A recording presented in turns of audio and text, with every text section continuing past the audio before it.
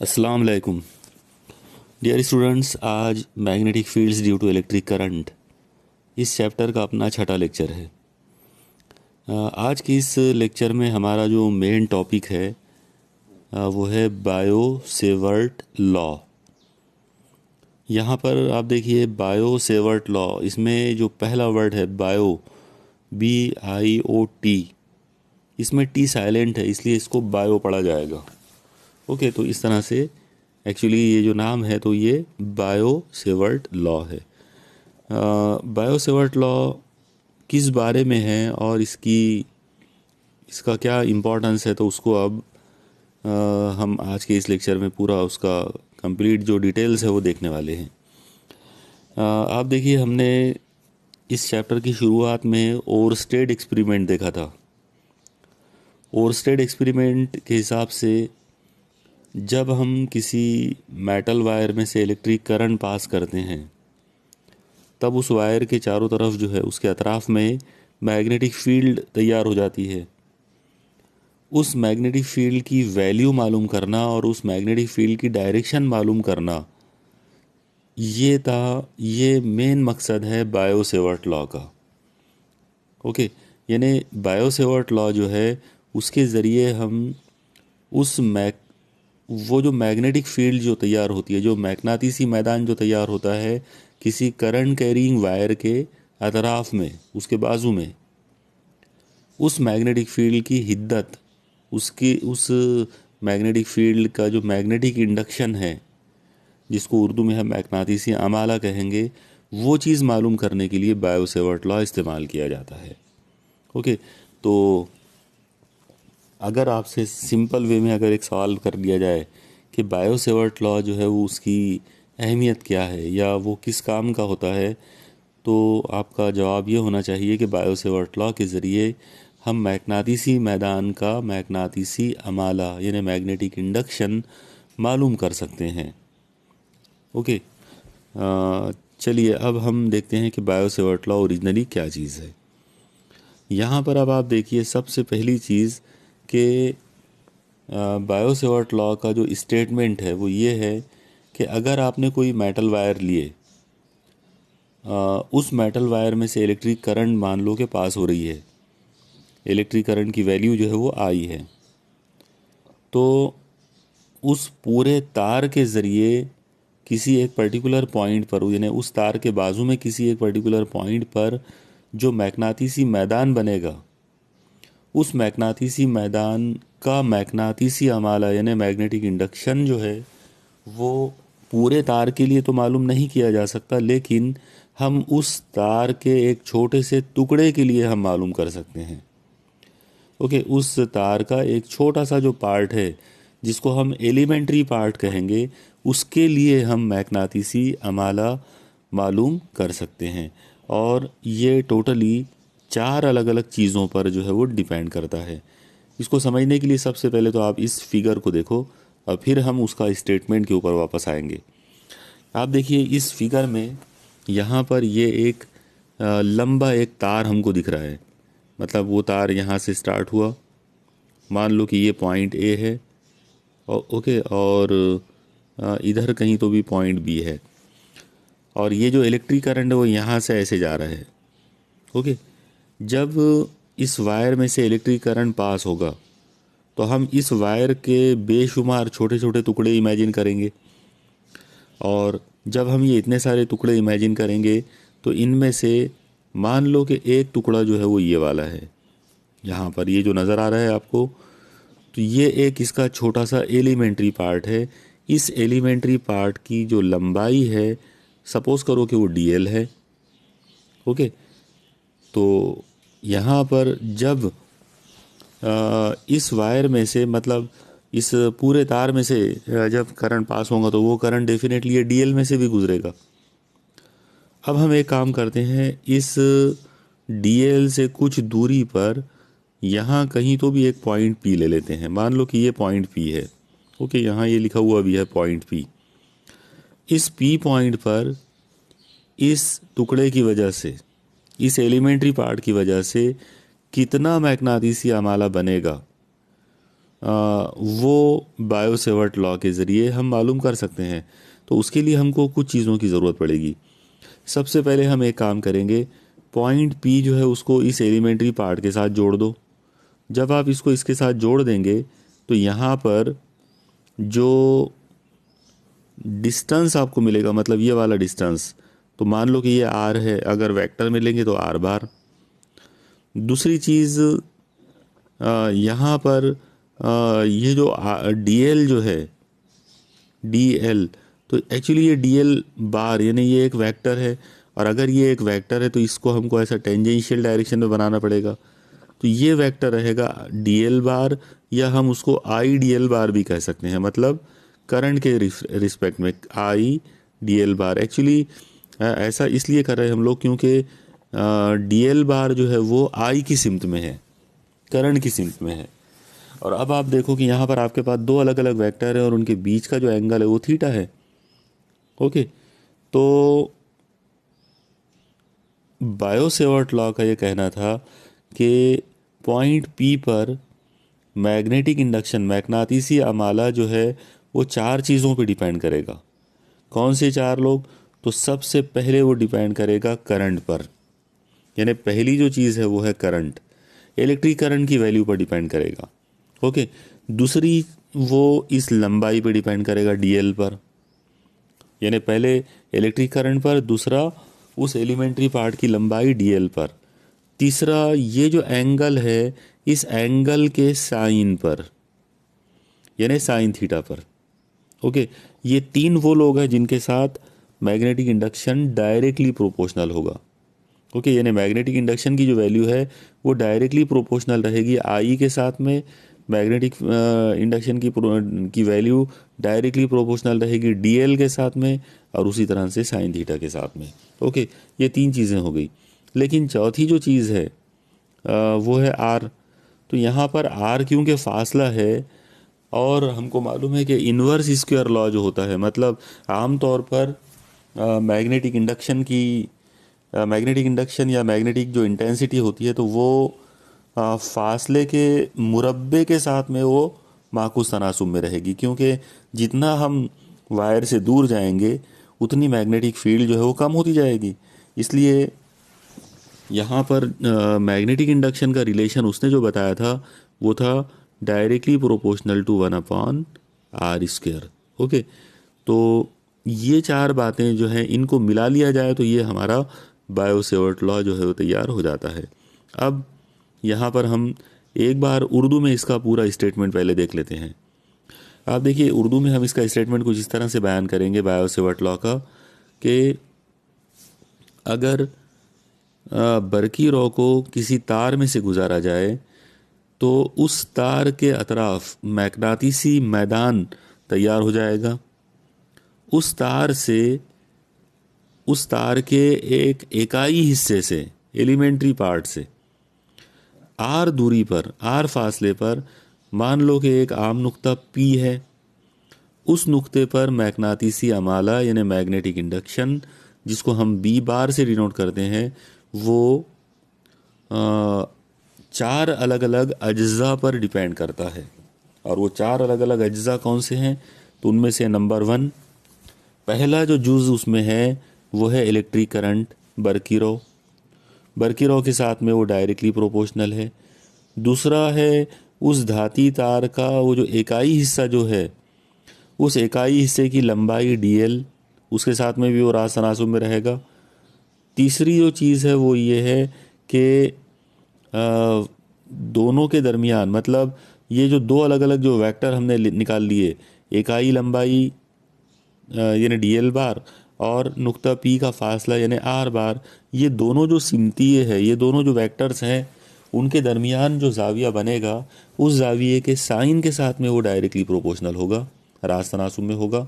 Okay, और चौथी और आखिरी बात वो है कि धाती तार का वो जो टुकड़ा है उसमें और नुक्ता पी के दरमियान जो फासला है उस फासले के मुरब्बे के साथ में, उसके स्क्वायर के साथ में माकूस तनासुब में होगा, यानी उल्टे तनासुब में।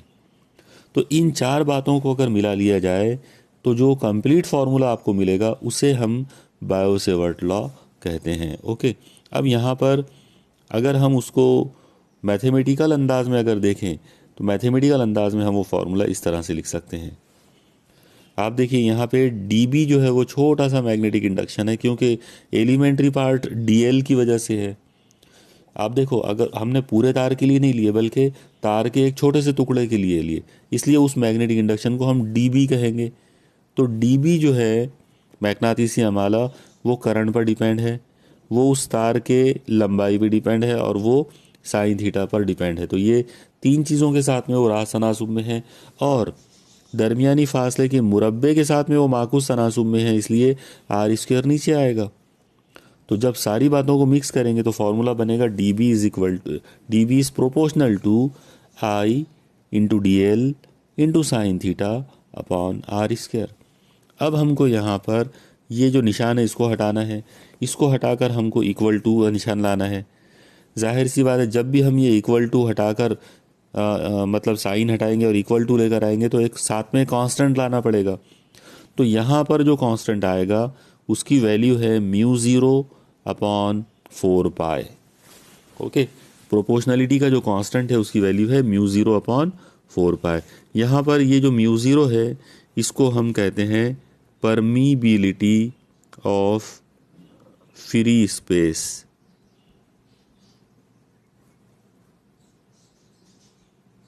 परमीबिलिटी, ओके, परमियाबिलिटी भी बोल सकते हैं आप उसको। तो परमियाबिलिटी ऑफ फ्री स्पेस यानी जो वैक्यूम होती है, जो खला होती है, उसकी परमियाबिलिटी। आप देखिए, हमने बरकी सुकूनियात में यानी इससे पहले वाले चैप्टर में इलेक्ट्रोस्टैटिक्स के अंदर हमने बरकी मैदान के लिए एक कांस्टेंट पढ़ा था जो एप्सिलॉन ज़ीरो था। तो ये जैसे उसको हमने परमिटिविटी ऑफ फ्री स्पेस कहा था। तो जिस तरह से इलेक्ट्रिक फील्ड की मतलब बरकी मैदान के अंदर परमिटिविटी ऑफ फ्री स्पेस होती है एप्सिलॉन ज़ीरो, वैसे मैग्नेटिसी मैदान के अंदर म्यू ज़ीरो होती है। ओके, तो म्यू ज़ीरो अपॉन 4 पाई जो है ये एक कांस्टेंट है यहाँ पर, जो मैग्नेटिक फील्ड में हम बार बार यूज़ करेंगे। तो ये हो जाएगा, यानी बायो-सेवर्ट लॉ का जो स्टेटमेंट है वो फिर हमारे लिए कुछ इस तरह से बनेगा, d B is equal to mu zero upon 4 pi I into d l into sine theta upon are square. इस फॉर्मूले को बोलते हैं बायो-सेवर्ट लॉ। ओके, अब हम यहाँ पर एक बहुत ही इम्पॉर्टेंट आर्टिकल, एक बहुत ही इम्पॉर्टेंट डेरिवेशन करने वाले हैं। हम ये देखेंगे कि अगर हमारे पास एक सीधा लामहदूद लंबाई वाला तार है और उस तार में से हम करंट गुजार रहे हैं, तो उसके अतराफ में, उस तार के अतराफ में जो मैग्नेटिक इंडक्शन बनेगा उसकी वैल्यू क्या होगी, उसका फॉर्मूला क्या होगा। ओके, यहाँ पर कंडीशन आप देखो कि तार जो है वो लामहदूद लंबाई वाला है, ओके, इनफाइनाइट लेंथ वाला। तो magnetic induction due to infinitely long current carrying wire, ये हमारा अब टॉपिक रहेगा। ओके, तो लामहदूद लंबा तार अगर है तो हम सबसे पहले उसकी जो फिगर बनाएंगे वो फिगर कुछ इस तरह से बनेगी। अब आप यहाँ पर एक चीज़ देखो कि मान लो ये आपके सामने ये जो चीज़ आप देख रहे हो ये वायर है और इसमें से आई करंट पास हुआ, और यहाँ से इस तार से कुछ दूरी पर एक पॉइंट पी है। यहाँ पर कितने दूरी पर है, तो वो है स्मॉल आर दूरी पर। ओके, जब आप उसको स्ट्रेट लाइन में उसका फासला लेंगे तो वो हमको लेना पड़ेगा कैपिटल आर।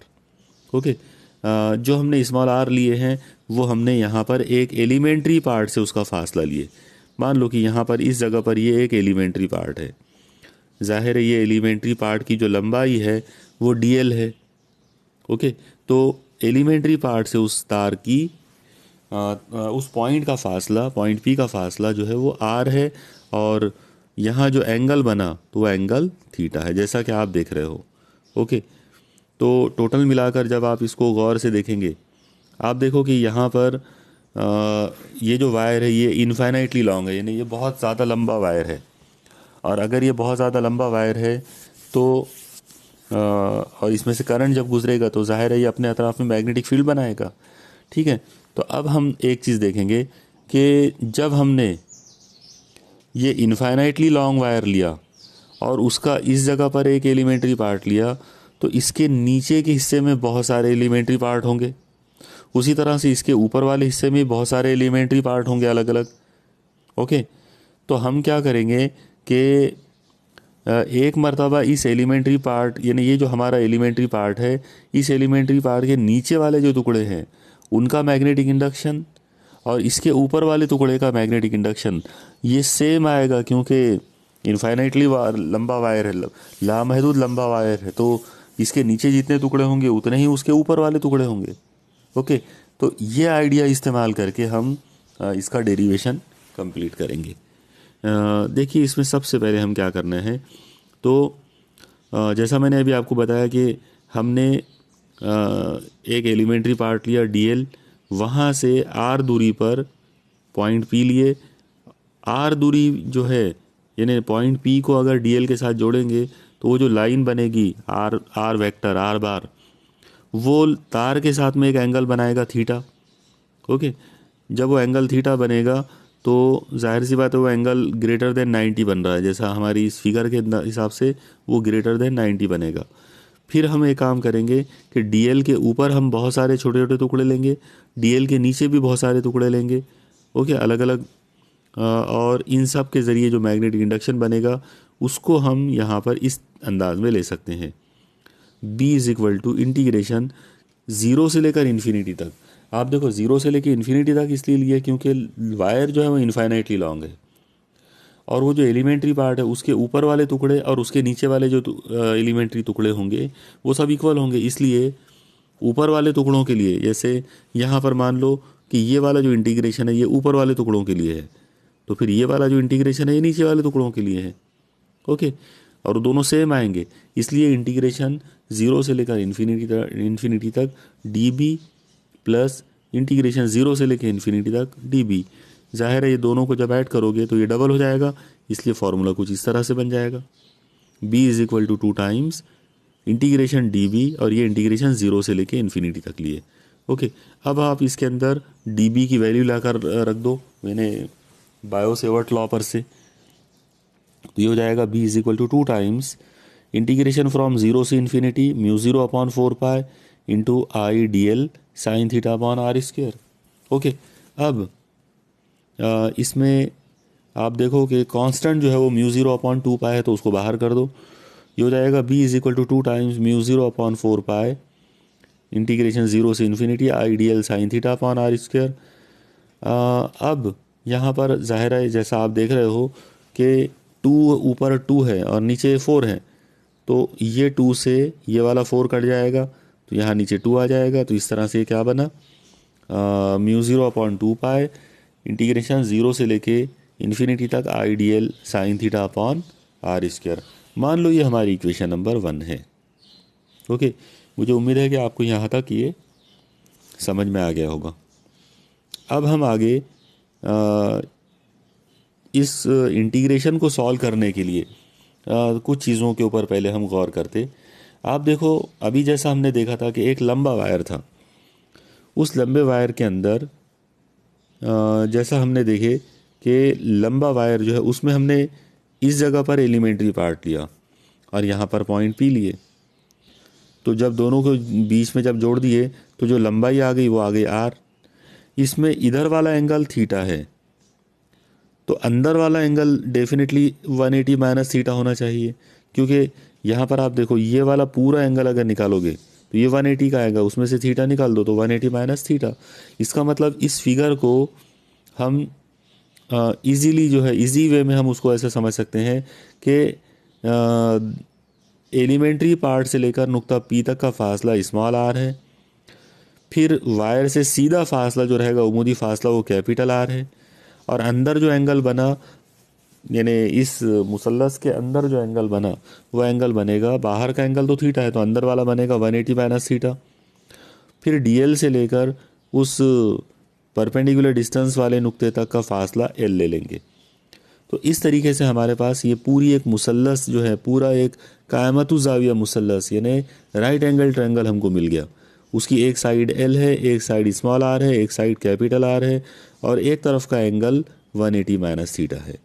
ओके, इसके अंदर आप याद रखो कि ये वाला एंगल 90 का है। अब ये एंगल 90 का है, इसलिए ये वाली जो साइड है ये हाइपोटेनियस बन गई। ओके, ये वित्र बन गया। तो सबसे पहले जब आप इसके अंदर पाइथागोरस प्रिंसिपल लगाओगे तो पाइथागोरस प्रिंसिपल के हिसाब से वो आ जाएगा आर का square is equal to l का स्क्वायर प्लस कैपिटल आर का स्क्वायर। ओके, ये फार्मूला इंपॉर्टेंट रहेगा। तो चलो देखते हैं इसको आगे।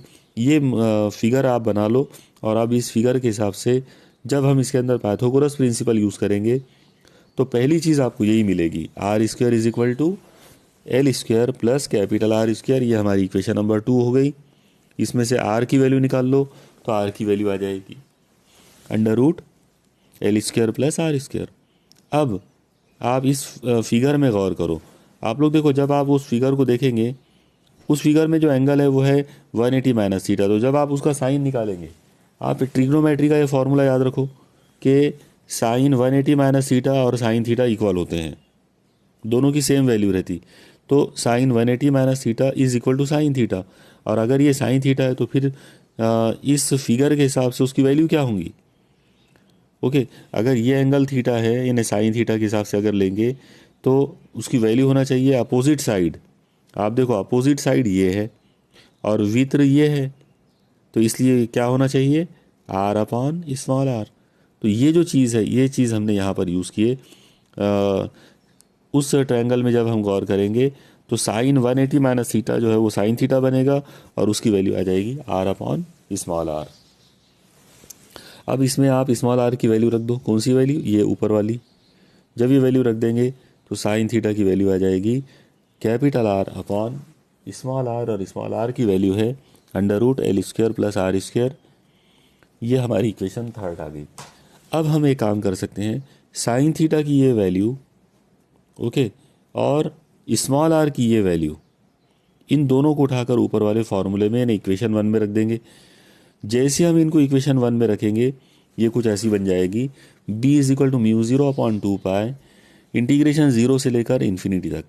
सबसे पहले है i into d l, okay, और अपॉन में है r का स्क्वायर। तो r का स्क्वायर क्या बनेगा, r का स्क्वायर बनेगा ये number l square plus are square. ऊपर इंटू में साइन थीटा है, साइन थीटा की वैल्यू ये वाली थी अभी हमने देखा, तो r upon square root of l square plus are square. Okay, तो इस तरीके से हम ने आर स्क्वायर की यानी स्मॉल आर स्क्वायर की और साइन थीटा की वैल्यू रख दिए। अब आप एक चीज़ देखो कि यहाँ इस जगह पर आप देखेंगे कि l square plus are square का पावर 1 है और यहाँ पर l square plus are square का पावर हाफ है, क्योंकि वे अंडर रूट में है। तो जब आप इन दोनों को सॉल्व करेंगे तो इसका पावर आ जाएगा 1 प्लस हाफ, और 1 प्लस हाफ कितना होता है 3/2। ओके, तो इस तरीके से जब आप इसको सॉल्व करेंगे तो आपको फॉर्मूला कुछ ऐसा मिलेगा।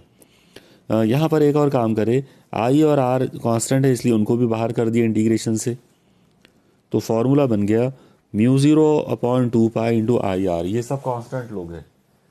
ओके, तो कांस्टेंट लोग बाहर चले गए।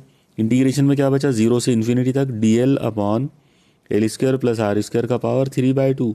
अगर आप में से किसी को ये स्टेप समझ में ना आई हो तो मैं एक बार फिर से आपको यहाँ एक्सप्लेन कर देता हूँ।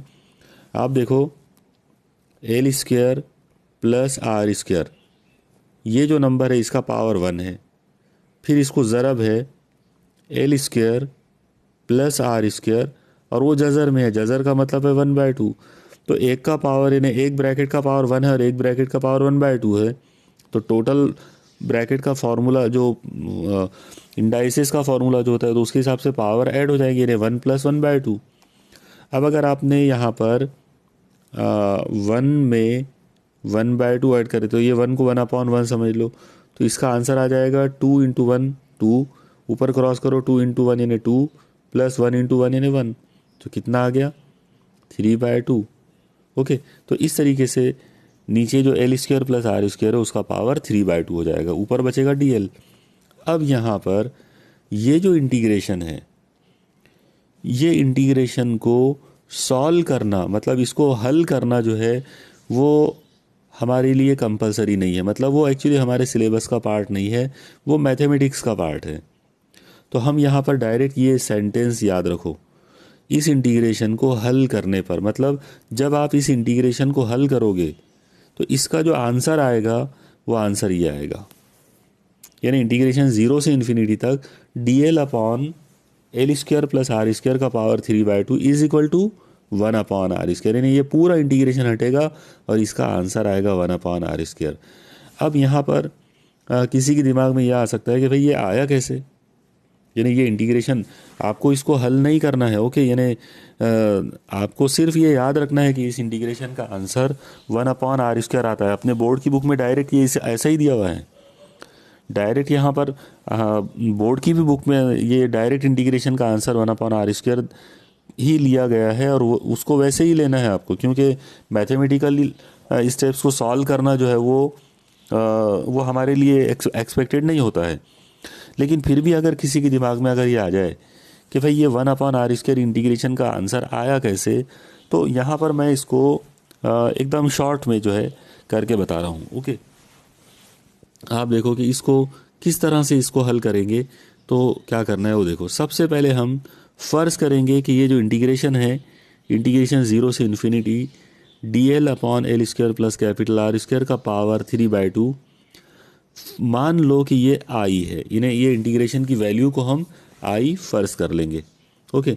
और अब यहाँ पर हम फ़र्ज़ करेंगे, यानी यहाँ पर हमको सपोज़ करना है कि एल की वैल्यू जो है वो आर टेन थीटा है। ये याद रखो, ये सब्स्टिट्यूशन यही रखना पड़ेगा इसको हल करने के लिए, ओके। कुछ और अगर रखते हैं फिर ये सॉल्व नहीं होता।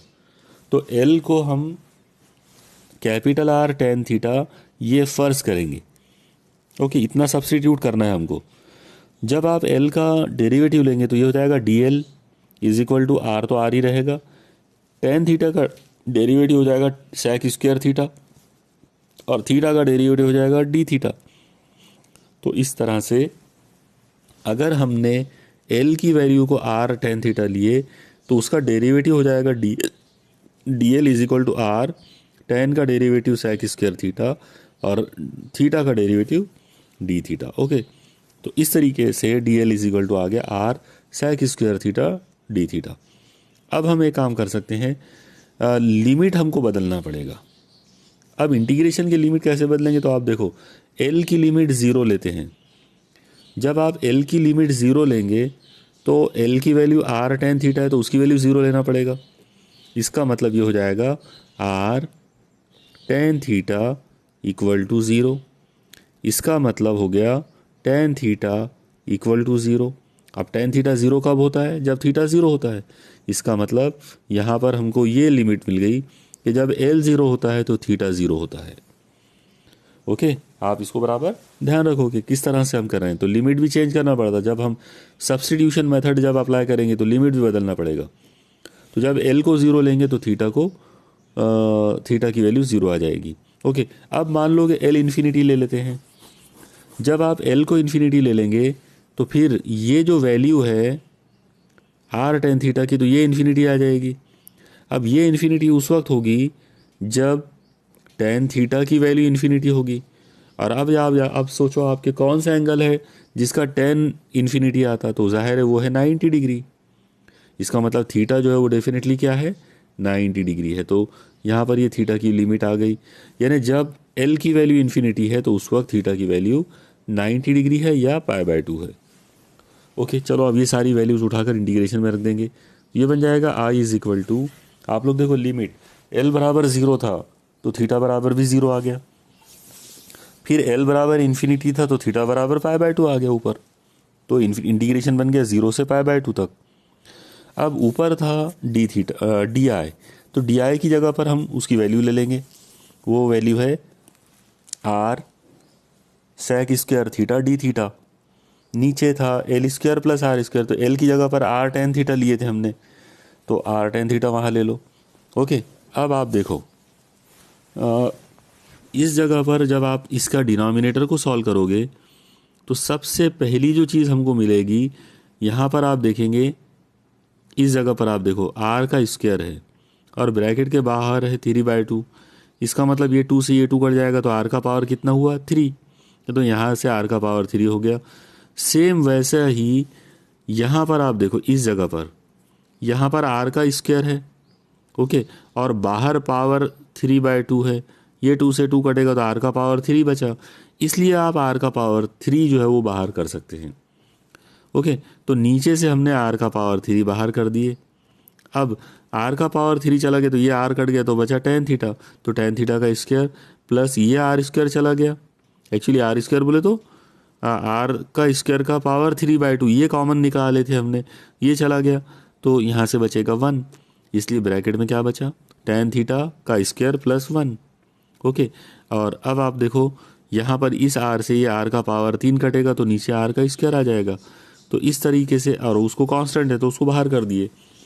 जब उसको बाहर करोगे तो आई की वैल्यू आ गई 1/r², इंटीग्रेशन 0 से लेके π/2 तक sec square theta D theta, और अपॉन में tan थीटा का स्क्वायर प्लस 1 का पावर 3/2। ओके, चलो अब आप देखो क्या कर सकते हैं आगे। ये आई की वैल्यू आ जाएगी 1/r², इंटीग्रेशन 0 से लेकर π/2 तक, ऊपर sec square theta D theta है, नीचे tan स्क्वायर थीटा प्लस 1 था तो tan को आप sin theta upon cos theta ले सकते हो। ओके, ट्रिग्नोमेट्री के फॉर्मूले आपको आना चाहिए, तो sin theta upon cos theta ले लिए। ओके, अब यहाँ पर आप इसको सॉल्व करना शुरू करो, देखो क्या होगा। 1/i=1/r², 0 से लेकर इन्फिनिटी, 0 से लेकर π/2 तक इंटीग्रेशन, ऊपर का जो sec थीटा है उसको 1/cos लिख सकते हैं, sec स्क्वायर था इसलिए 1/cos² लिखना पड़ेगा, तो 1/cos² थीटा, साथ में डी थीटा है।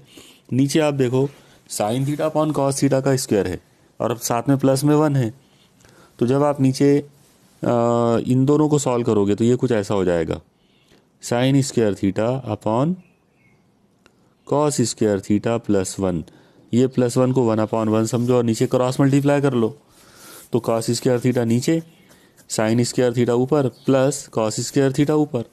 ओके, तो इस तरह से ये कुछ ऐसा बन जाएगा, यानी sin square theta plus cos square theta upon cos square theta और उसका पावर 3/2।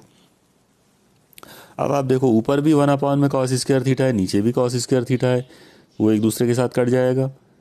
ओके, या फिर आप ऐसा कर सकते हैं कि नीचे जो cos स्क्वायर थीटा है उसका पावर 3/2 है, यानी ये इसकी बात हो रही है। आप देखो cos स्क्वायर थीटा और इसका पावर कितना है 3/2, तो पावर 3/2 की वजह से देखिए क्या होगा, cos स्क्वायर थीटा और इसका पावर 3/2, तो 3/2 से ये 2 कटेगा तो पावर 3 बचेगा, तो वो 3 cos का पावर 3 जो है उसको हम ऊपर शिफ्ट कर दो, तो cos क्यूब थीटा ऊपर चला गया इंटू 1/cos स्क्वायर थीटा जो पहले से था ऊपर, अपॉन में नीचे आ गया sin square theta plus cos square theta. लेकिन ये जो टर्म है नीचे sin square plus cos square theta ये तो 1 है। ओके, तो अब हम यहाँ पर इनकी वैल्यूज़ रख देंगे।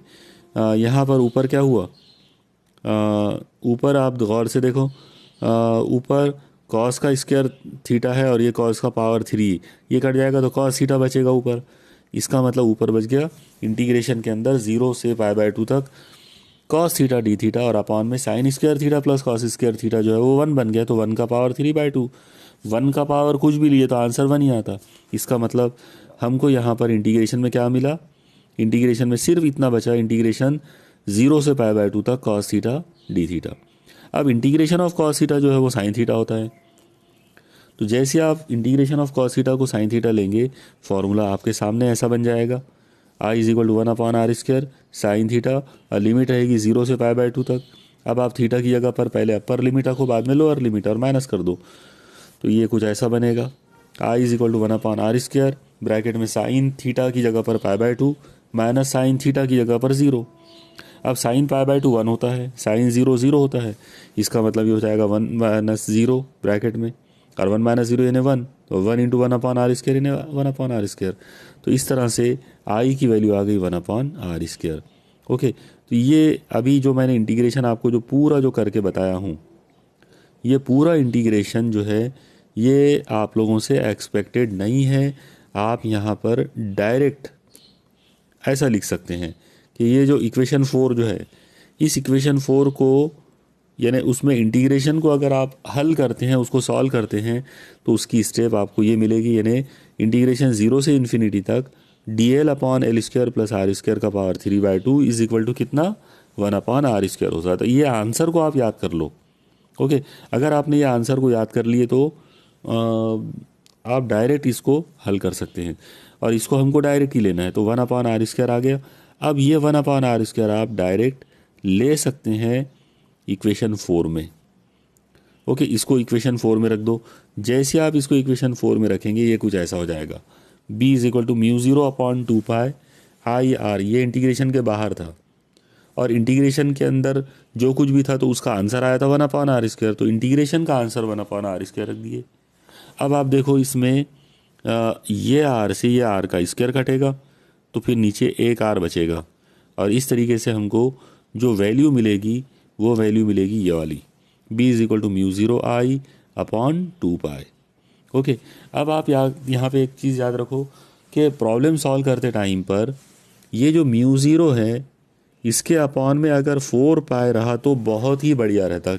क्यों बढ़िया रहता? तो उसका रीज़न है, इसका आंसर होता है 10⁻⁻⁷ μ0/4π का। इसलिए आप याद रखो कि μ0 के अपॉन में अगर कुछ भी है, पाई है, 2π है, 3π है, एनी पाई या कुछ भी नहीं है, अगर μ0 के अपॉन में अगर आपने 4π बनाने की कोशिश करे तो वो सबसे बढ़िया। तो इसलिए आप क्या करो, यहाँ पर इस स्टेप के अंदर ये जो 2π है इसको 4π बना दो। इसको 4π बनाने के लिए नीचे 2 से मल्टीप्लाई करना पड़ेगा, तो आपको यहाँ ऊपर भी 2 से मल्टीप्लाई करना पड़ेगा। ओके, तो बस यही चीज़ करेंगे।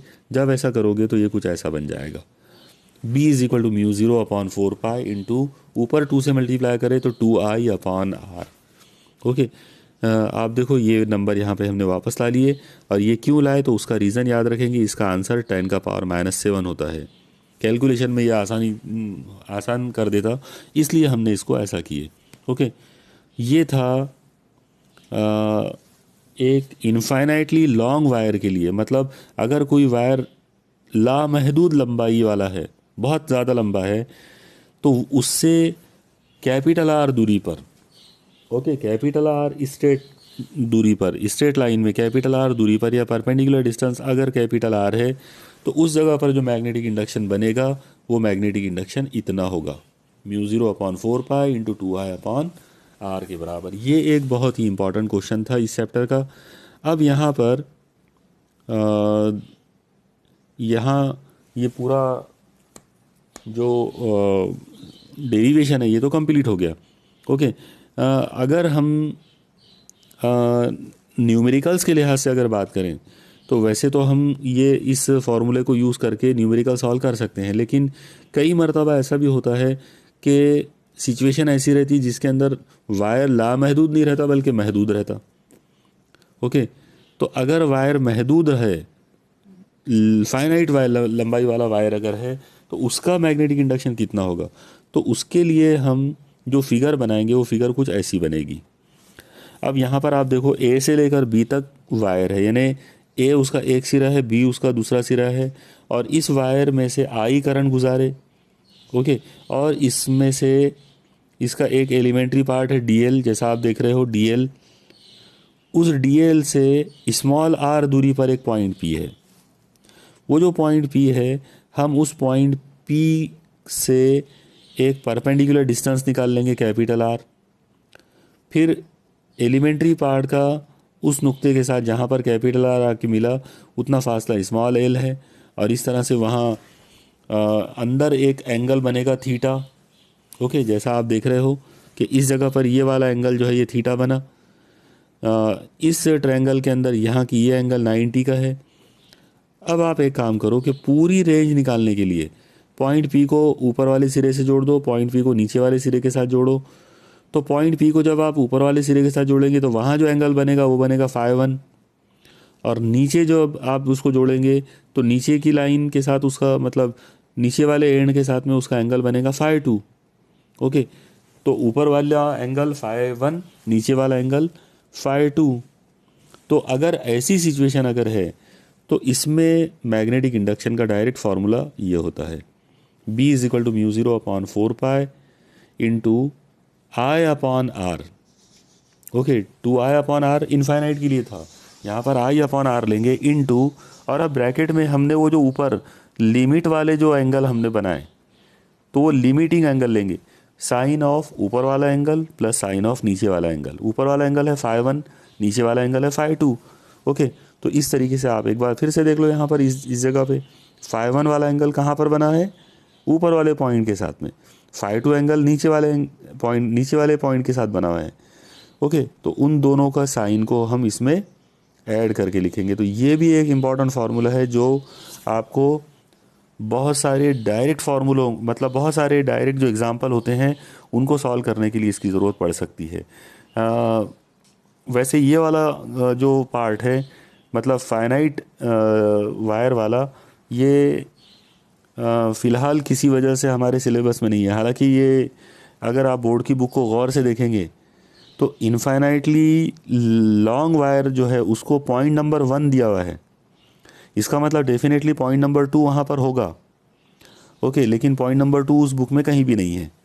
तो इस वजह से हमको ये मतलब हम इस बात में डाउट कर सकते हैं कि डेफिनेटली फाइनाइट लेंथ वाला वायर भी होगा, उसमें होना चाहिए, और अगर वो होता है तो उसका फॉर्मूला इतना रहेगा और इसको हम डायरेक्ट यूज़ कर सकते हैं।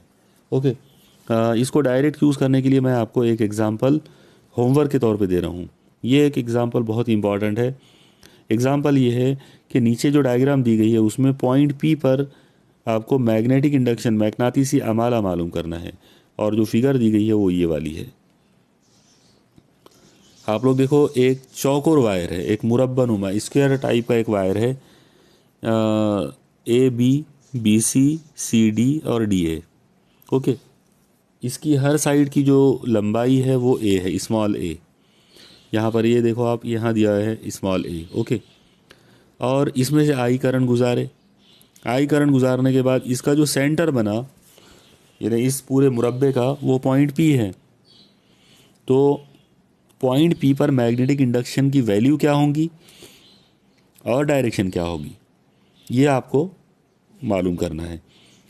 वैल्यू मालूम करने के लिए आप बायो-सेवर्ट लॉ का वो जो सेकंड वाला फाइनाइट लेंथ वाला फार्मूला था वो यूज़ करेंगे, और डायरेक्शन मालूम करने के लिए आपको सीधे हाथ का कानून यूज़ करना पड़ेगा। आप लोग देखो, सीधे हाथ के कानून के हिसाब से अगर बात करें तो आप ऐसा करो कि इसको, यानी ये वाला जो वायर है, इसको अपने सीधे हाथ में लो। जब आप इसको सीधे हाथ में लेंगे तो कुछ ऐसा सीधे हाथ में लेना है कि करंट की डायरेक्शन के अंदर आपका अंगूठा आना चाहिए। तो यहाँ पर ये डायरेक्शन में, इस डायरेक्शन में अंगूठा आएगा, तो आपकी बाकी 4 उंगलियाँ जो है वो ये डायरेक्शन में जाएंगी, इधर ऐसे। ओके, ये आपका मान लो कि सीधा हाथ है।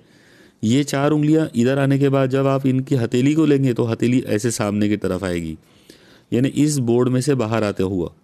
ओके, और अगर बोर्ड में से बाहर आता हुआ, यानी पेज में से बाहर आता हुआ अगर लेंगे तो इसका मतलब ये हुआ कि यहाँ पर मैग्नेटिक इंडक्शन को आपको ऐसे बताना पड़ेगा, ऐसे, या फिर आप मैग्नेटिक इंडक्शन को ऐसे भी बता सकते हैं, इस अंदाज में, क्रॉस के रूप में। ये क्रॉस का मतलब ये रहेगा, मैंने पहले भी आपको बताया था, इसका मतलब होता है आउटवर्ड, यानी पेज की सतह से आउटवर्ड। तो मैग्नातीसी मैदान की सिमत राइट हैंड रूल से हमने बता दिए, वो बाहर की सिमत में आ गई। अब अंदर की सिमत में अगर अब हमको पॉइंट पी पर मैग्नेटिक इंडक्शन बी बार की वैल्यू निकालना है, तो बी बार की वैल्यू निकालने के लिए हम पॉइंट पी को कोई भी एक वायर ले लेंगे। हमने सी डी वायर ले लिया, सी डी वायर लेने के बाद इसको इसके साथ जोड़ दिए, इसको इसके साथ जोड़ दिए। यहाँ का एंगल जो बन गया वो φ1 है, यहाँ का एंगल बन गया φ2। अब अगर आप इस फिगर की ज्योमेट्री देखेंगे तो उस ज्योमेट्री से आपको समझ में आ जाएगा कि φ1 और φ2 दोनों की जो वैल्यू है वो 45 डिग्री आएगी। ये भी 45 डिग्री आएगा और ये भी 45 डिग्री। ओके, फिर आपको सिर्फ यहाँ पर P से लेकर ये वाला फासला जो है ये गिनना पड़ेगा, मतलब ये कितना आएगा। तो आप देखो, बहुत इजीली आप अंदाज़ा लगा सकते हैं। C से लेकर D तक की लंबाई A है, और सेम बिल्कुल उतनी ही लंबाई ऊपर है। इसका मतलब इतनी लंबाई जो है वो डेफिनेटली A/2 होगी। तो ये एक लंबाई आपको A/2 मिल गई। आप यहाँ पर C से लेकर, अगर मान लो ये वाले पॉइंट का नाम M रख देते हैं, तो C से लेकर M तक की लंबाई भी A/2 है। अब ये A/2 है, ये साइड A/2 है, तो आप ये वाली साइड भी निकाल सकते हैं पाइथागोरस से, बराबर है। ये सारी चीज़ें आपको करना है, और ये सब करने के बाद जब आप इसको सॉल्व करोगे आपको आंसर ये मिलेगा, B = μ0/4 pi into 16i/a into √2 और इस मैग्नेटिक फील्ड की डायरेक्शन रहेगी आउटवर्ड्स।